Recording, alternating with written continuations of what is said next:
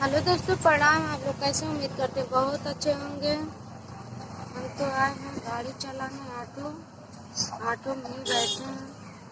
थोड़ा मेरा तबीयत खराब था, दवा खाता तभी आए हैं ऑटो चलाने। क्या करें दोस्तों, बहुत मजबूरी है। नहीं तो घर पर नहीं रहते हैं, आराम नहीं करते। देखिए मेरा तबीयत खराब है। 8 बजे सो कर उठे हैं, ब्रश व्रश किए हैं, खाना लेकर आए हैं, खाना खाए।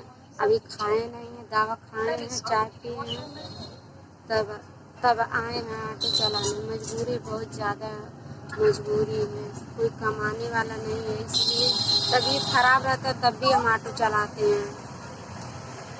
बच्चे पढ़ते हैं, आदमी दवा चलता है।